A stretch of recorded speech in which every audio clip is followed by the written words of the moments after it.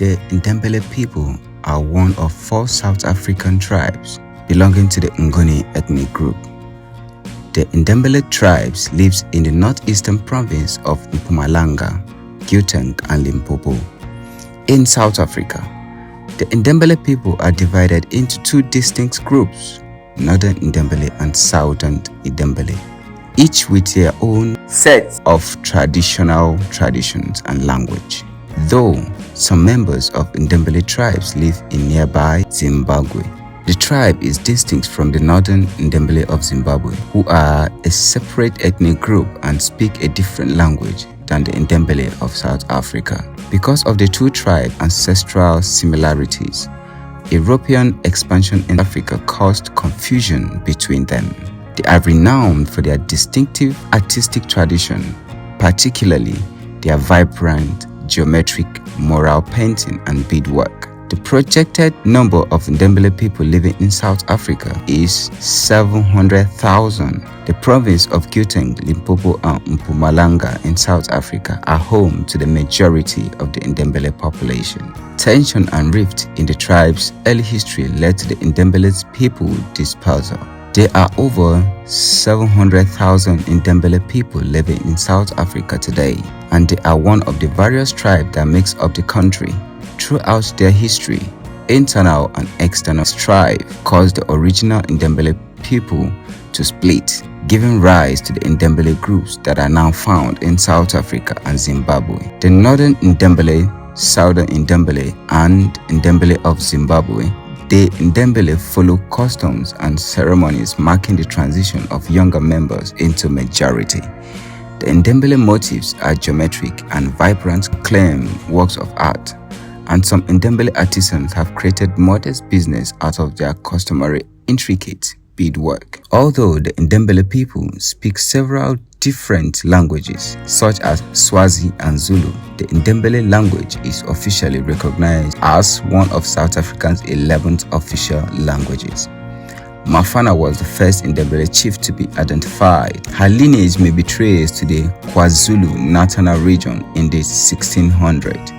Musi, the grandson of Mafana, moved away from the family, dividing the Ndebele from the group that would later become the Zulu. Following his death, Malana and Nzunza, Musi's son, engaged in a struggle for leadership of the tribe. After losing Nzunza and his allies were driven east to KwaZulu, which is close to Belfast, South Africa. Groups were led by 2 traditional sons who left the Ndebele land. Malana and his allies were left with the original territory, while one moved north and the other returned to area that Musi had abandoned. The Kekana, the group that had gone north, split up once more. As they part even more, the northern and southern Ndebele diverged as a result of many individuals joining the larger Sotho clan in the region as they split further apart. The ancient Ndebele tribes, like many other South African original communities, believe in spiritual forces that regulate all matters, huge and little. The Ndebele thought that healers and witches could communicate with the spirit realm, and that curses or spells were the source of bad luck. Some Ndebele continue to practice spirit and ancestors worship, while others have converted to Christianity. Ndebele art and other cultural practices continues to demonstrate the necessity of preserving ancestral tradition. A significant part of Ndebele life and culture is the passage from childhood to adulthood. There are initiation rites for both boys and girls. Every 4 years, boys are initiated as a group. For 2 months, the boys are taken to isolated lodgesm, where they are taught about men's rights, obligations, and social roles. The boys' family celebrates their manhood transition with feasts and gifts from them when they got home. Before leaving for home, the chiefs give the boys their regimental names. When a girl reaches puberty, her initiation ritual starts. Before getting a ceremonial washing in a river, girls are given an initiation guide and are required to sing and dance for a while. During the remainder of their initiation phase, The girls are kept apart from the male tribes members and taught about the duties and obligations of women by their mentors. During the initiation time, girls adorn their arms, legs, waist, and necks with vibrant beaded hoops. They wear rectangular aprons that were beaded throughout their initiation time to their coming out ritual. To symbolize their transformation to womanhood, these aprons are changed after their initiation to square beaded leather aprons. The language spoken by Ndebele people is a member of Bantu language family, one of South Africa's 11 official languages in Southern Ndebele or isiNdebele, because Northern Ndebele is spoken mostly in Zimbabwe. Its location and division from Southern Ndebele people have influenced a Sotho and Zulu element. The Northern Sotho language is also spoken by certain Southern Ndebele. Another dialect used in South Africa that combines elements of Ndebele and Swazi is called Sumayele Ndebele. The traditional Ndebele language was considered redundant during apartheid, and native speakers of South Africa were instead taught Zulu and Northern Ndebele. The artwork of Ndebele tribe is highly renowned. International recognition exists for the patterns found in vibrant murals painted outside their residence. Traditional Ndebele attires include beautifully decorated blankets, skirts, aprons, and beadwork. Women often wear colorful beaded necklaces, bracelets, and anklets, which hold cultural significance and are sometimes used to communicate messages or social status. Ndebele women are also known for their exquisite beading, which is frequently offered for sale at open market. The vibrant geometric patterns found in Ndebele art are its defining feature. Ndebele women customarily use vivid colors to paint elaborate decoration on the outside of their houses. These patterns have cultural importance in addition to being purely ornamental.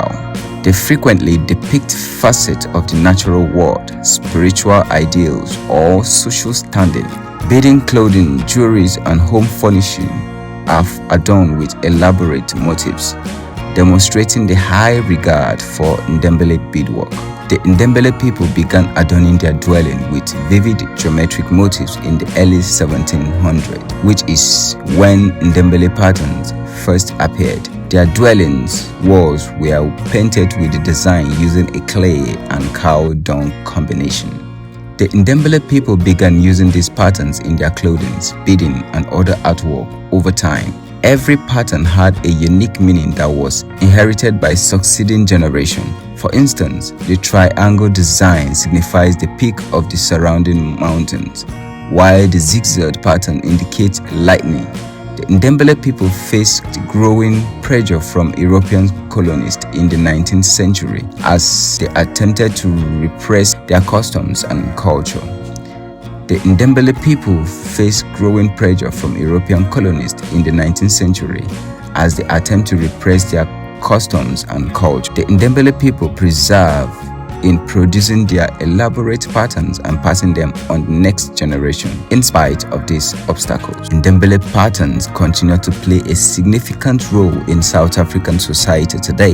They are frequently utilized in contemporary art, home decor, and traditional apparel. Ndebele patterns have also served as an inspiration to a number of contemporary artists who have used them to create works and appeal to a worldwide audience. In addition to being stunning to look at, their vivid design have a deep cultural significance that has been passed down through the ages.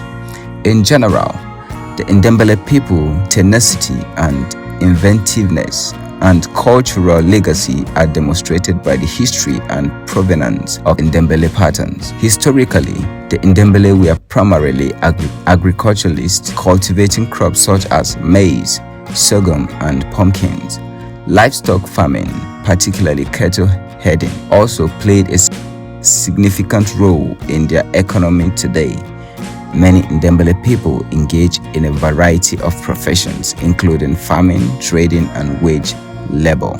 Ndebele culture is rich, colorful, and steeped in tradition overall. It is creative and manifestation are a potent emblem of identity and reliance.